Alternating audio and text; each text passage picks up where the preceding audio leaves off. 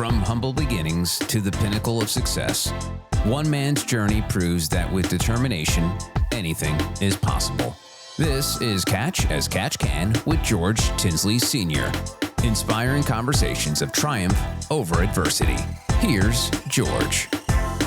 Hello, I want to let everyone know how excited I am today to have the opportunity to have two of my close friends, two people that played on 2 and 3 national championship basketball D2 championships, that I've got an opportunity to have them on my podcast, Catch as Catch Can. So I want to introduce Dick O'Neill. Dick was a transplant from New York that we brought down to Kentucky Wesleyan in 1965. He, along with myself and 4 other guys, were 6 freshmen that came in who graduated from Wesleyan on time, I'm proud to say. And I think that may still stand as a record. Also, I want to introduce Dallas Thornton. Dallas and I go way back to 1963 when I entered Male High School as a sophomore and Dallas was a junior. We played together for 2 years there and 3 years at Kentucky Wesleyan and had the opportunity to win numerous championships. So, guys, I appreciate you taking the time, and I know this has not been an easy task to be on the podcast and talk about some of our Hall of Fame nominated, we're nominees for the Naismith Basketball Hall of Fame up there in Massachusetts, and maybe one day we might be able to make it over that hump. But during this podcast, I want to talk about your particular careers and how playing at Kentucky Wesleyan helped each of us be able to start our careers and doing various different things in our livelihoods up to today. So welcome, and appreciate you both being here. Always, you two are my favorites, so you know that. So anytime I get an opportunity to involve myself with you guys, it's always a good day for me.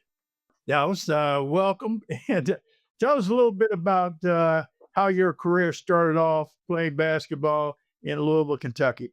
Like you say, I went to Male High School. I went there in 61, 62 was my first year. And of course, you and I became friends and teammates in 63. Like you, myself, was from very humble surroundings. Neither one of our parents had a whole lot, but one thing that they did have, and I think we both got from them, was respect. And they earned respect and they gave respect and they taught us those values. Male High School is quite a history of sports. We played basketball. You and I also ran track. And I even played a little baseball. Right. But I think we had 2 of the toughest coaches in the history of basketball coaching. And Dick can attest to one of those, but we also had Gene Rose, George and I, as well as Guy Strong. 2 gentlemen that's quite athletes their own rights and taught us about how to win and what it took to win. They never took any stuff off the players. I tell my nephew, I don't know if he could have played for either one of my coaches. Because what they said is what we did. We was able to learn a lot more than just basketball at Male High School. We learned the beginning of our life as adults, coming to be adults. I remember, and George, you may remember this, we was at a road trip. I always think about that. We was on a road trip up in Bourbon, up in Lexington. We were playing Bourbon County. And then it's Glenn, I don't know how his bag got in the locker room, but I remember Gene Rose drop kicking his suitcase with all his clothes in it. Yeah, I remember that. I remember that like it was yesterday. Yeah, he put a hole right through the center and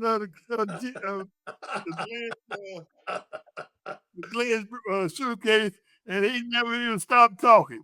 Each time I talk to Glenn, he brings that very situation up because I think it scared all of us. Me, I was just a sophomore that particular year, and when I saw that, it about I don't know what I almost done on myself. Well, I think Gene Rose had a passion for scaring us straight. Yeah. They had that opportunity to play for him. You played for a man who was determined. He taught you how to win, what you needed to do to win. And then later on, George played for Guy Strong as I did, and Guy Strong is my number one hero. Yeah. He used to come and get me when I couldn't get places. He'd come pick me up in snow and get me to practice or to school. Even though I had a father figure at home, he still came and did all those things that fathers do for their son.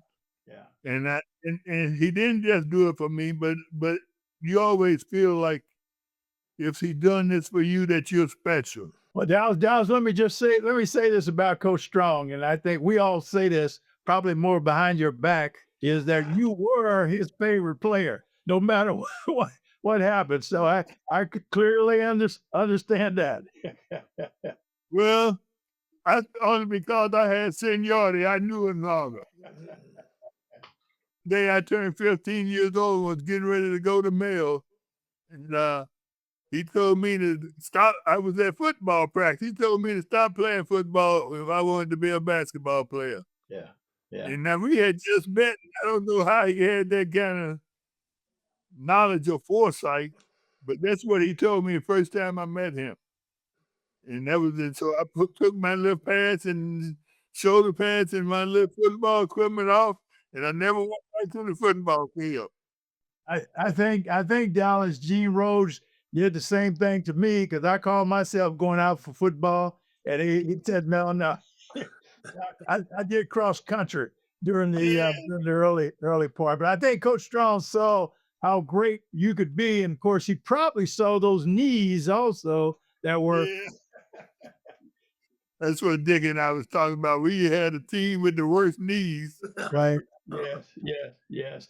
So Dallas, I recall, I'm just going to mention this in high school, when we would be playing and all of a sudden when the competition got tough or when Gene Rhodes would snap, I might say, it seemed like you personally would go to a whole new level. I mean, you went from just being out there to all of a sudden, follow me, guys, I'll take you home. And that was something that all through our career together at Wesleyan and also at high school, I always saw that in you, that when times got tough, you clicked. And I always thought that it came from back prior to even going to high school, that's something you experienced that said you had to take the leadership role and you had to kick it into to another gear.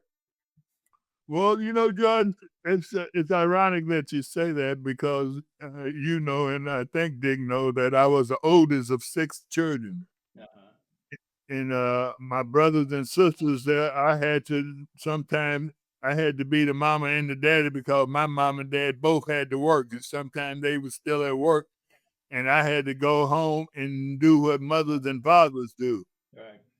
And so I think that's part of that piece where you just kind of kick into that mode where you just kind of take over, and you do it without even knowing it. Yeah. It's not something that you plan on doing. It just happens. Yeah. I remember the time when we was in Africa, and we'll probably talk about that later, but I remember the time we was in Africa, and we almost got in a fight with the whole country. Yes, we did, because of you. Yeah. That was because of you. Yeah. They did something to Roger, didn't they? Yeah, they did. They ran him right into the wall. That's exactly. Yeah, so I ran one of them into. That's right. That's right. Well, I don't think it was a wall, Dick, because there was no walls out there. No, it was like brackets. No, it was like brackets that held up, which was worse because he got all tangled up in them, and Yeah, I did. that was the time I was glad you did what you did. That's I was a little scared after that, but I recall the ball being loose and Dallas going down to pick it up. And their natural sport was soccer, and they kicked it and almost kicked you. I remember that particular instance in when we got into that big brawl over there. Yeah.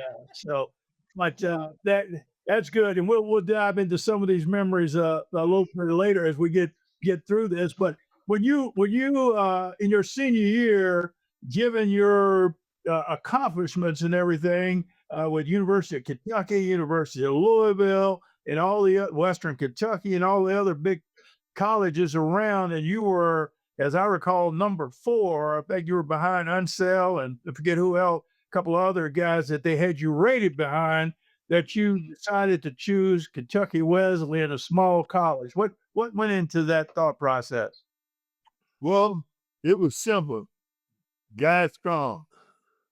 Guy Strong was the coach at Kentucky Wesleyan. He had been my coach at high school. My mother loved him as much as I did. And I don't even know, well, you two may not know because you hadn't got there yet. But after 2 weeks at Wesleyan, I never saw another black person. And so I was ready to go home. And my mama called and told me that she thought Coach Strong told me I ain't coming home because I ain't even got nowhere to sleep no more.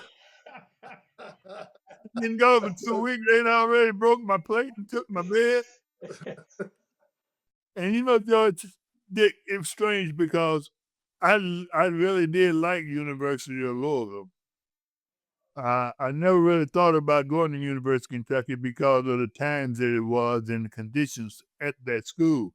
And when I played in the All-Star game, the East-West All-Star game that they used to have back then, Lancaster, who was the assistant coach at Kentucky Wesleyan, told me I could come to Kentucky if I could get Unsell to go to Kentucky. If we could be roommates. And I thought, well, I don't need no roommate, and I don't need nobody to go with. I could go where I had almost 100 basketball scholarships, so I didn't feel like I needed to piggyback on someone else just to be their roommate so they could have 2 blacks. And as you guys know, Unsell didn't go to UK either. He went to Europe. yeah. I didn't go to Louisville because I didn't want to be going to school down the street. Right. I needed to kind of grow a little, I think, and my thought process was, and if I go somewhere, and I didn't have no other place in mind except maybe Western Kentucky, which I would show you what a glutton for punishment I am because Gene Rose was down there coaching. Yeah. So, Assistant coach. Yeah, he's assistant coach at Western, and Guy Strong was at Wesleyan, and so those are my 2 choices. Yeah, yeah. So Dallas, you went to Kentucky Wesleyan the very first year there, and I guess that was '65, and was not that you all didn't have that great a year. How did you make it through that time frame? Well, it was very difficult because coming from Male High School, my last year in Male, your junior year, we was 27-4 and got beaten on the last second shot that brought it some history change into basketball in Louisville. Right. And I thought that if I went to Kentucky Wesleyan, George, Dick, I would just. It wasn't that far. My mom and dad could come and see me, which my mom did. My dad didn't come see me until my senior year in college. My mom came and my Aunt Evelyn, and they came often. And I thought that if they would come to see me, they would, which they did. And I think my mom God rest his soul, it was such an influence on me. And whatever she wanted, I did it. Also, you could play as a freshman. That was big also. Well, I didn't know that until I got there. Oh, wow. Because Okay. everybody else had freshman teams. And I didn't know that you could play at Kentucky Wesleyan because we was D2 and we had less than 500, 500 boys on campus. 1,000, I guess. Dallas is what yeah. That was the rule. Yeah. And so I played. But Judge, you right, we was terrible. We was 9 and 12. Wow. Yeah. And that team, they was kind of used to losing, so losing didn't affect them like it affected me. I remember going over Coach Strong's house and talking to him about getting some players. And he got some players. He got George and Joe and Dick and Tommy. Steve Deskins, Van Stemmer. And somebody else. Van Stemmer. Yeah. Oh, Lord God, I'm sorry. Yeah. He got some players, and we put together a team, and you know, he kept only like 4 guys from that team. Yeah. But keep in mind, he brought in Sam Smith and Jesse Flynn also that year. I see. That's what I was getting ready to tell you. We had 2 transfers, 6 freshmen, and 4 guys, me, Don Bradley, Roger Cordell, and Ernie. And that was and Barker too, right? And Danny. Yeah, Danny Barker. Dan so Barker, he kept yeah. 5 players. So 5 of us from a team of like 14 or 15 from my freshman year. And so we began, I think the first game you played in Western, we played Moorhead. Yeah. At home. And we beat them, didn't we? Yeah, we did. We only lost 3 games from that point on at home. Yeah. Unbelievable. Yeah. You know, that was a start, Dallas. You and Sam and Roger in particular, and of course Donnie Bradley was the other starter on that particular team. Our practices were tougher than the games, you know, and so as you were mentioning this, and Dick and I and Tommy, we talk about Tommy Hopgood. We talk about this, all of us, that we only lost 3 games in our 4 years, and so it may have been less when your remaining 3 years, because one of the losses, Dick, was against SIU at Wesleyan in our senior year, right? No, my junior year, your sophomore year, we lost to SIU, walked with Dickie Garrett and them, and they went to the NIT, and we went to the Division II. Right. And they won the NIT. And we used to think we could have won it where we could have, but that might have been the greatest thing that happened to us to continue our legacy. Yeah. So Dallas, we walked through to the finals, and we had Joel Utley and Roy Pickle on, and Joel speaks to it very eloquently and matter of factly what happened during my freshman year and your sophomore year that got us to the finals. But we get there, and we have a lot of success in the finals, and we're only 45 minutes away from Owensboro, our home, so we had a lot of fans. Tell me what was going through your mind in that year after coming from 9 and 12, you said, or 9 and 15. Yes, and that year we ended up, that we were talking about my sophomore year, your freshman, you guys freshman year, we ended up 24-6. If we remember, we was trailing by 7 points with like 27 seconds to go. 8 points with like 27 seconds. South Carolina State with Bobby Lewis. And Julius Keys. Julius Keys, yes. Julius Keys. And we came back, and when this was without the 3-pointer, this was with the only 2 points, and the strategy was, which worked to perfection, was we're going to deny Bobby Lewis the ball here. And that's the only person they were trying to get it to. So they turned the ball over like 3 times in a row. Is that right? Yeah, that's exactly right. That's exactly right. Yeah. With 12 seconds left, I fouled out. And we were still down by 4 points. Okay. And I fouled out, and then Don Bradley hit a jump shot, and in some kind of way we got the ball back with like 3 or 4 seconds, and that's when Sam threw the hook, right?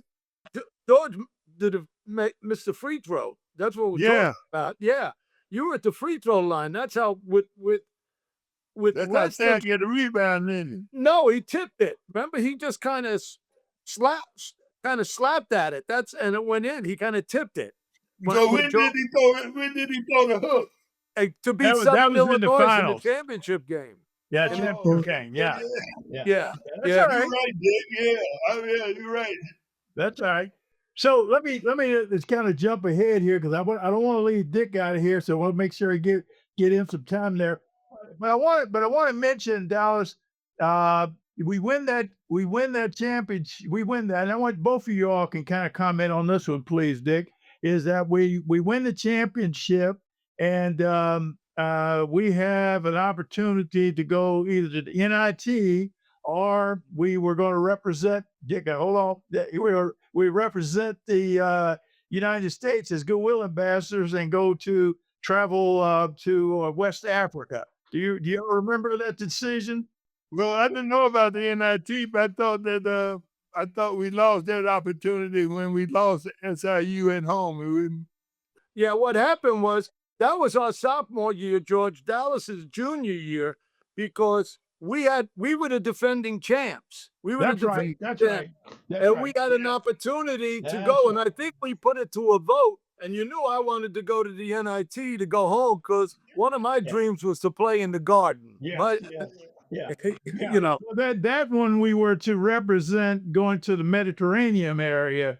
Goodwill tour there, and that's what that one was. Okay, right. Okay. But let's just jump back again to that freshman year because all three of us, this was the opportunity to go to Africa and represent the country and represent our families. And I know Dallas, for you and I, we barely had been out of Louisville, Kentucky. That's right. And the only people we knew that was traveling abroad were going to Vietnam. So, it was a great experience. So both of you, just Dick, you tell me a little bit about. Yeah, well, and don't forget, I was in double jeopardy because of the airplane strike at the time. Don't forget, I got on a train at Grand Central to come back to Wesleyan because we had those two-a-days to get ready to go, get equipment and all that other stuff.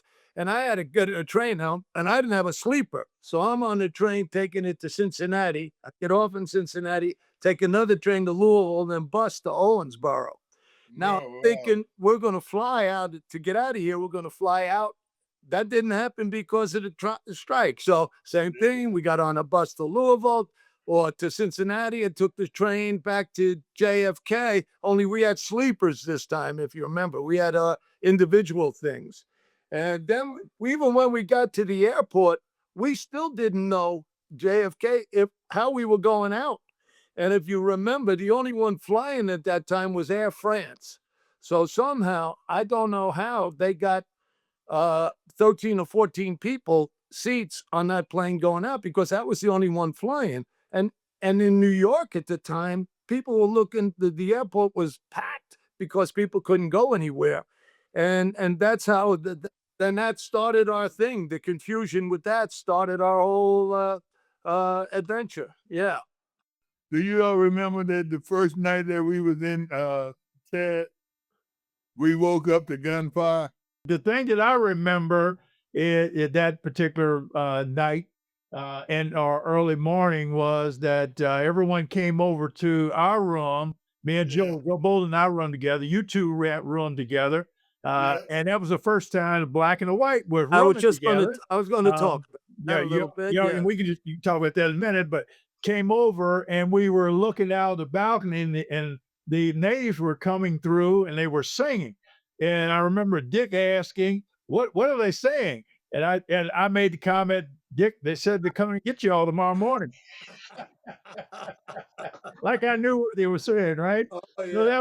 that was one vivid thing I recall. But that experience over there for what was it, 7 weeks?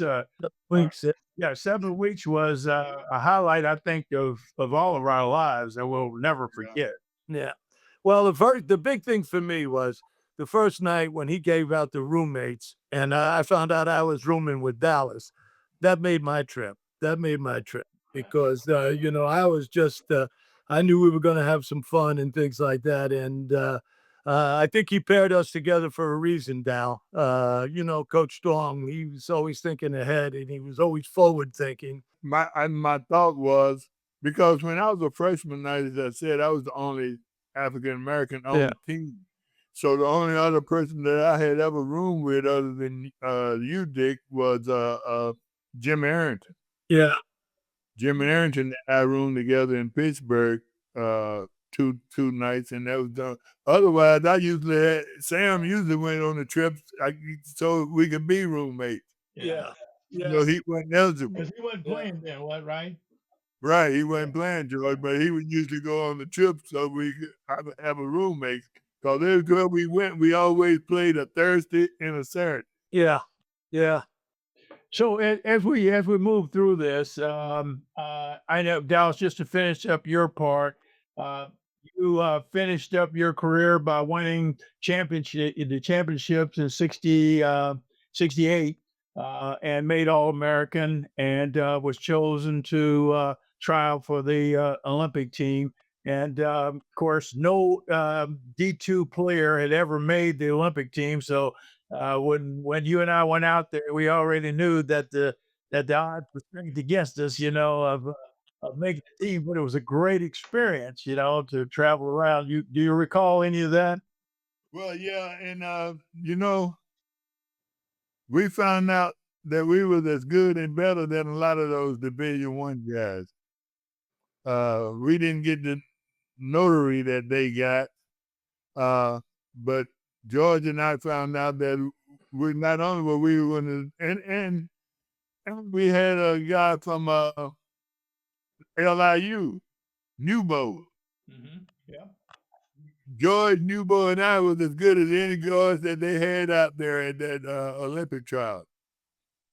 And first thing I remember, first game I played, I think I had to check Pete Maravich, because we played each other like it was, and I think I checked Pete Maravich, and Pete Maravich checked me. I think it was a less defensive game that either one of us ever played in our history. It's okay. Take it when I get back down.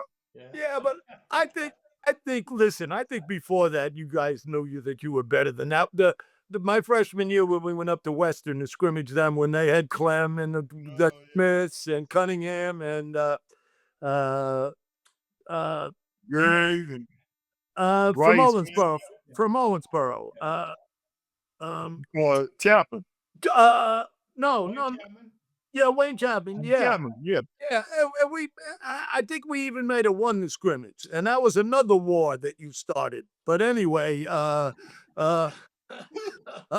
but I think you guys That knew may have that. been Sam that started that one out. Yeah. I think it was Sam. I was just being a good teammate then. Okay. That was Sam and Chapman that got into it. You always said that, but that's all right. But I think we knew then that we could play with anybody. And don't forget that team got beat in the finals at Air Regional by Button and Cassie Russell, that Michigan team, by a point to go to the Final Four at that time. They were good. They were actually, I think they were better than Michigan. It just wasn't their night. It just wasn't their night. But I remember that scrimmage like it happened today, like it happened this morning. I remember that. Yeah, that was special. That was special. You kind of roll up your career there at Wesleyan, Dallas.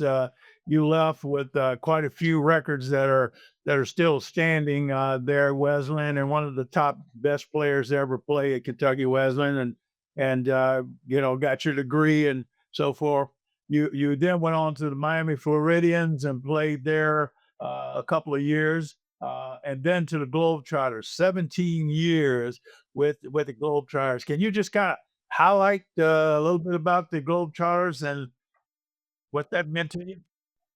Just quite an experience. It, for me, it was the ultimate experience of my life to travel like that. When I was with the Globetrotters, I had opportunity to do things that would have never been a part of my life without having been there. Probably the most significant thing for me was I went to the White House 3 times, met 2 different presidents, and Jimmy Carter was president when I went there. Jimmy Carter later came to Louisville to build houses. Uh, he had his sister call me to see if I wanted to come out and build some houses with them. I didn't even know he knew I exist. But That was that's you. That was humanity. yes, Yeah, Habitat for Humanity, that's exactly. right. That's right. Yeah. He had them call me. He actually called my mom. My mom told me that somebody called, said they was working for Jimmy Carter. They want you to come build a house. I was like, I'm not going to build no house. Labor was not my expertise.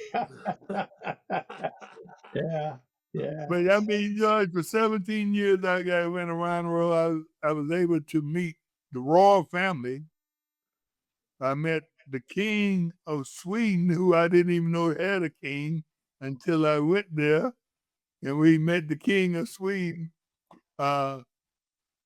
Went to Australia, went to all these places with the Globetrotters, did all these different things, and came back and did 2 different movies. Harlem Globetrotter Rescue, Gilligan from Gilligan Island, and did 2 White Shadow shows. So it was just opportunity after opportunity. I remember when we did the Gilligan Island movie, my son, who God rest his soul, has passed away. He even got to be a part of it. They even told him, and he got a check, and he was on it like 7 years. 7 years. How about that? How about that? Yeah. Yeah, unbelievable. Opportunity after opportunity. We got our name, the Harlem Globetrotters, in the sidewalks, in the stars. And at that time, I was the player coach of the Globetrotters when that happened. So that was the opportunity for me to be on NBC, ABC Nightly News. Yeah, well, Dow, I tell you, that's quite a legacy, man. And when you looking back, you're in the Kentucky Athletic Hall of Fame, Louisville Male High School Hall of Fame, the Alumni Hall of Fame, and probably numerous other Hall of Fames that I'm not aware of. But great career, man. And I got to say, I'm proud to know that I had a chance to play with you and be a part of it, and we continue our relationship. And I found out later on that we're both born in the same month, same year, same hospital. That I didn't know at the time. So Unbelievable. yeah, it is. It is. And so I want to flip over here and talk to my good friend Dick O'Neill real quick and just hear a little bit about Dick. Tell us a little bit about coming to Wesleyan as a freshman, being 6'7", probably weighed 170 pounds, and coming on the team and just getting caught up in all of the fire because you were an uncanny individual. You came in and everybody fell in love with you. You kept us all laughing all the time, and you were because of your size, you weren't afraid to get in there and mix it up and everything. And so tell us about it. Well, I wasn't 6'7" when I got there. I was only 6'5". I grew 2 inches while I was there. Let me just interject something here. All the times I talked to Coach Jones, Coach Strong, I asked him what his favorite moment was at Wesleyan, and half the time he said Dallas going back and getting his degree after he thought that was something special, and I Yeah. know he felt that came from his heart to your heart. You know what I'm saying? I think, but I just had to put that in there because I talked to Coach a lot, and he brought that up quite often. But anyway, when I got there, the first day, if you remember, the upperclassmen weren't there, but Dallas, you came in with George and Joe and Van in his vet. That was funny. I watched you guys we all getting out. three came in that vet. Anyway, we went over into Quonset and played that night. And you know what? First of all, just going into Quonset was startling. Like this is where we practice. Oh Lord, what have I got into? But anyway, we went over there, played 3-on-3 or whatever it was, and I was like, I can't play here. It didn't take. Uh, I had never played against players like you before. I went to a small high school in New York. Everybody thinks high school, all the schools are huge in New York. There was only 28 of my graduating class, so it tells you a little something. But and I was the best big player in the area, the big at 6'5", if you can say that. But when I got down there, fellas, I was just kind of overmatched. And I called my mother when we got done there because my father still wasn't out of the state of Kentucky driving back home. I said, Mom, I can't play here. She said, yeah, you can. Yeah, you can, and you're gonna. And then I called Diane. Don't forget, I was married at the time, and Diane was still home because she was having Lori. But when I called Diane, she said, you're a good enough player. You can play there. And so at, at that point, I said, well, if they believe in me, I'm going to have to believe in myself. And I'll tell you what, if for nothing else, I guarded Sam for 2 years, and I used to every day jump on his back, and he'd get tired of me and flip me off, and then I get back up and get on his back again because none of you guys wanted to guard him. See, and Chapman didn't want to guard him, and there was nobody else, and I was the only other center, so I had him full time. And but I learned a lot, and I learned a lot quickly. All of a sudden, I became a pretty good player in not so long a time, just because of I had to get better playing with you guys, and it was just that simple. It was just that, yeah.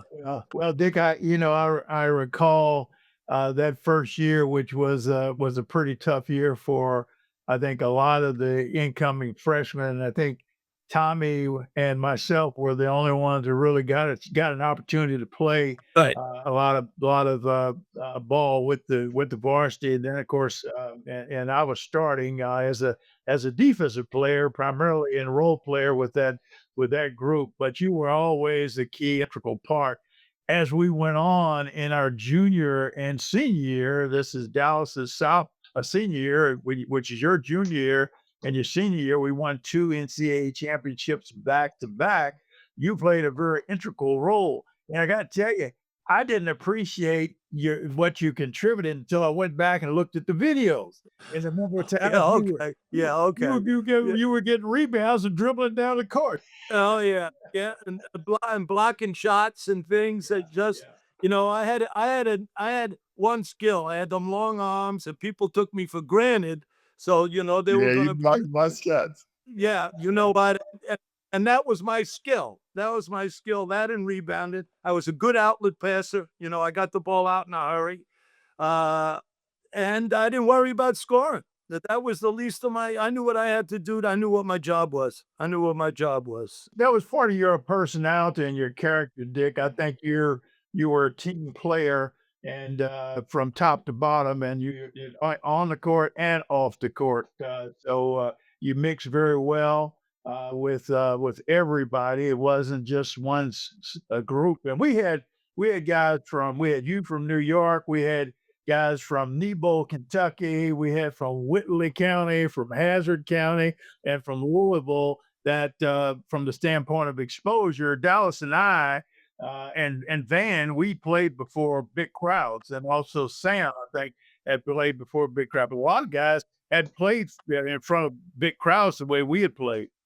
No, I tell you, and I told you this 100 times. The gym, my home gym, the top of the foul circle intersected with the half court circle.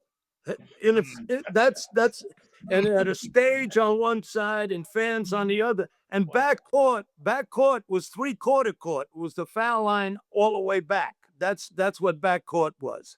Like I told you, when I got there, I was kind of overwhelmed until I figured out what I had to do, and and you guys made it a little easier for me. That's for sure. That's for sure. You picked up when I was down, you picked it up, and uh, you know, I was there. All I wanted to ever do was win. I didn't care if the end of my career it said you had no points, that would have been fine with me. But put those 3 national championships right alongside them, no points, and that would have been fine with me. One of the other contributions you made was that you brought your brother there, who was a real musician, and he put Dallas and myself and Joe Bolden together on stage, making money, singing. Oh yeah, oh yeah. And don't I forget, told my wife about that. She said, "I'm lying." It's a true story. and my brother Drugs. and my brother Pat came our Yeah, senior year. yeah, My brother, Pat and came. I was there with both my brothers at the time, who have now Yeah, passed. But yeah, Yeah. But yeah, yeah, that was Danny was good that way. I know he had a lot of fun with you guys. He talk about it all the time. He talk yeah. about it all the time. Yeah. Yeah, well, we got to know your dad real well too when he would Yeah. Yeah. come down and visit as well. We was headlining to 30 Souls. One of the joint that I'll never carried forget about we 5,000 performed. people at the sports center. Yeah, that's what I was gonna say. I'll Yeah. never forget that we performed at the sports center, and we had to, for some unknown reason I won't mention, we had to take our shirt tails out, and we had these real faulty shirts, and we performed, and we got paid I got for $100 a piece, I think, Oh, Yeah, hey, look, you we do got what you some which was big money then. you do what you had to do. Yeah. That was 6 months worth of laundry on it. Yeah, yeah, yeah. Beat that. It was our NIL money, right? Oh yeah, that was our NIL Yeah, month. yeah. Yeah. So Dick, and in talking, tell us about your career after playing at Wesleyan. Well, the only thing I wanted to do, going back, you guys play for two tough coaches. So did I. My high school coach was a replica of Coach Strong. He played at Seton Hall with Walter Dukes. And I don't know if you remember Walter Dukes. You should be old enough. Yeah. Yeah. And they won the NIT when it was the NIT and that kind of thing. But he was also an ex-Marine with a shaved haircut. And he didn't want to hear nothing about me or anything else. It's just kind of like it wasn't his way. It wasn't the Navy way. It wasn't this way. It was his way, or there was a problem. And I learned quickly. And then I thought, when I went to college, I said, who could be any tougher than? And it took me about 15 minutes to find out how that worked out. So, I owe a great deal of debt to both of them. To both of them, put me on my way. And the reason I went into coaching, George, I have to be honest with you, is I thought if I could do for one kid what what my high school coach and Coach Strong did for me, then I would be happy. Then I would be a success. Leaving wins and losses out of it. If I can do something for one kid in that period, that would have made me very happy. And as a result, I did a little more than that over the years. I just, they were just, I wouldn't trade it for anything. I wouldn't, for first 13 years, I coached in an all white Catholic high school. And then after that, when I left the first high school, I went up state to a really situation kind of like Louisville. It was they were in hard times, and most of my kids were black and Hispanic, and I turned into Coach Strong surrogate. I was buying them Christmas presents, and if I had to take them on a visitation, I'd have to buy them a sport coat and some shoes, and I'm not patting myself on my back. I just did what I had to do. Yeah, once again, as I mentioned, your character and the kind of person you are, that's picking it up with your high school coach and coach and at Wesleyan and so forth, Coach Strong. It has resonated with you, and of course, even today, you're one of the linchpins in keeping us all together over the past 60 years or so that we have coming together and having our reunions and so forth. So Well, that's big. Well, Coach Strong had a little bit on that because he kind of put a little onus on me because he was asking, well, how's this guy doing? How's that guy doing? And I couldn't tell him because, at the point when we first left college, we kind of got lost with ourselves. We were all doing, Dallas was around the world. You're traveling with the pros. I'm trying to get my career going. So we were raising our families. It wasn't until we were like 20 years in that we started to know about your families and your Yeah. children. And it became a whole different situation. George, I talked to you last week about this. Dallas, I want you to jump in on here. Doing something with your teammates is a bonding thing. I don't care how you do it, how you go about it, win, lose, or draw, mostly if they're winning. But when you win at the top of your level and you can't win anymore and you're the best team in the country, that's a whole different thing. That's a whole nother level of bonding and realizing. I look around that locker room and I'm saying, look, all we got this done. We got this done at the highest level we can do. And to me, that's a whole different situation than winning a high school game or a high school tournament or something to that effect. So, at least that's the way I feel. I don't know how you guys feel about that, but I think that I know Tommy feels that way. I know Tommy feels that way. Yeah, you are correct when you look back and you look at what we accomplished together at Wesleyan. 3 out of the 4 years you and I were there, Dick, and 2 years out when you were there, Dallas. Is that we ended the year at you didn't get any better. We ended on the championship, didn't lose any games, and so forth. But I got to think that there's some records in there, and that's one of the main reasons why our teams have been nominated for the Naismith Hall of Fame. So as we move through the closing of this, two things I want to ask both of you. One is, what would you say to any young player out there today that would fit the Wesleyan mold? How would you recommend them attending Wesleyan? And also, what would you say if the Hall of Fame committee were listening today as to why our teams, all three, should, as a matter of fact, all four, in the year we came in third place, we probably had our best team on paper and really players who just weren't able to pull it off. Yeah. Of course, we lost one, and I don't take credit for that loss now because I was in the hospital. So Yeah, we know that. You've told me that 1,000 times, by the yeah. way. So what would you You say? know, Well, I think that to I think that we was able as a team to do things that we was projected to do only because we was a team.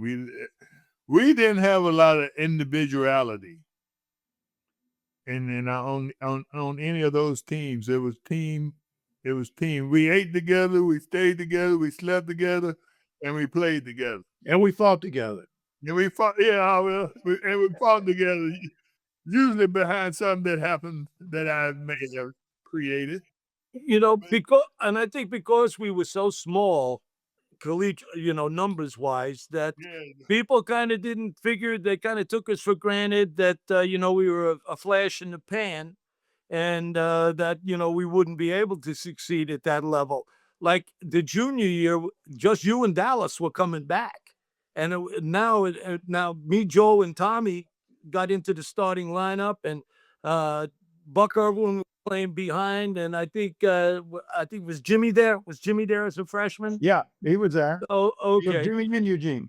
Yeah, and we started off a little rough. I remember getting beat up at Central State. And we had a few other. Who else? I was trying to think of that last night. I don't have that information because I'm back in the apartment. we only lost 3 games that year, right? That's the year we went on and won 21 straight. Yeah. We won 20 straight. That was that year. And they were still disrespecting us. We won the regional in Jackson, Tennessee, and neither one of you were the MVP of the tournament in that tournament.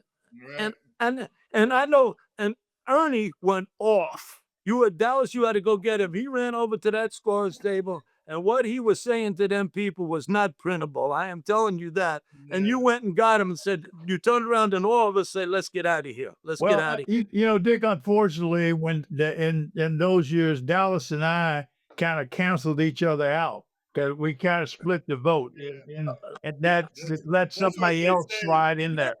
But one of you should have been the MVP. I don't care about any other things. One of you should have been the MVP, and I don't understand that. And then again, we go and win the tournament. We beat Indiana State, coming back in a great game, and they give the damn thing to Jerry Newsom. And I was like, how can that be? And I held him to 4 points that game, that championship game. Judge, they had Jerry Newsom, the big 6'9" guy, and Bugsy Hume was all time. Rich Mason was the big guy. All of them was all time, and we beat them. And plus, we had already beat them At home. We beat them earlier in the year in their place. So what would you say to some of the young players out there today that are not, the high ranked players, that Wesleyan would be a good fit for them? Well, I think what are you trying to do? And I'm talking to a young man now. What are you trying to do? What are you trying to be? Because let me tell you this, in reality, there's 31 NBA teams. That's about 310 jobs. There's 300 and some college teams, and you're only going to get a job if you qualify for it. So what do you want to do? If you want to get an education, Wesleyan is a great place. I guarantee you, I promise you that Kentucky Wesleyan has probably one of the highest rated graduation rates of any college sport, of any level, any level. Look at this. Here we are, 3 guys, 60 years ago, we all graduated from college. When nobody was talking, I thought graduating was important. Now, George and I, and Dick, even in your career, we had plans in case we didn't graduate. But we graduated. Yeah. Man, that team that you talking about, them 6 freshmen that came in with you, for all 6 of y'all to go through 4 years of college, that don't happen anyway anymore. No. But to go through 4 years of college and all 6 of you march down the aisle and pick up your diploma at the end of 4 years. That was awesome, Dallas. That was awesome. That was something special. Right.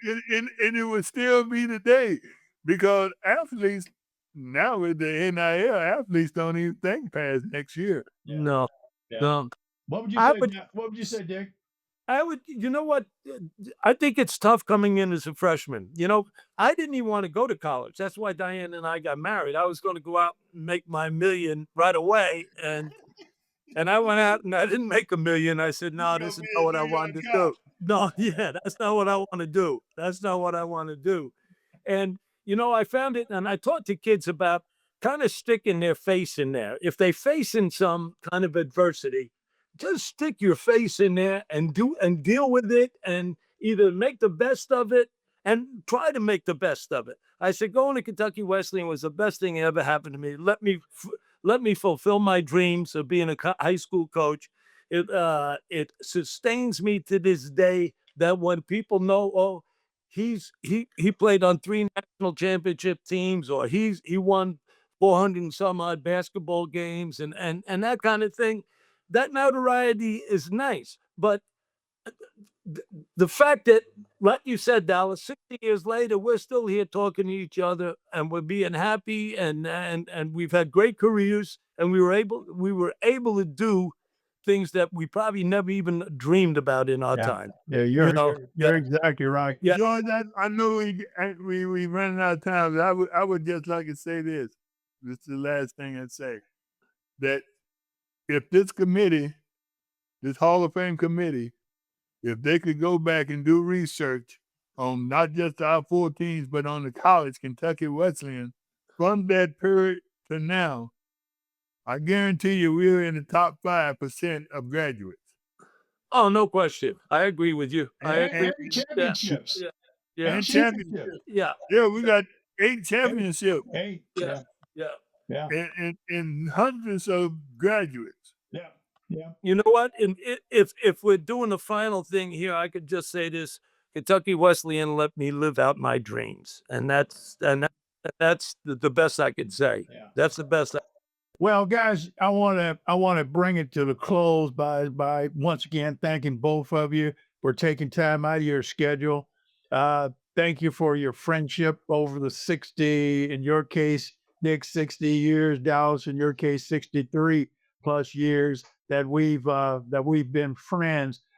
One of the things about our teams and our relationships is that today, 60 plus years later, we still talk to each other at least one time every quarter.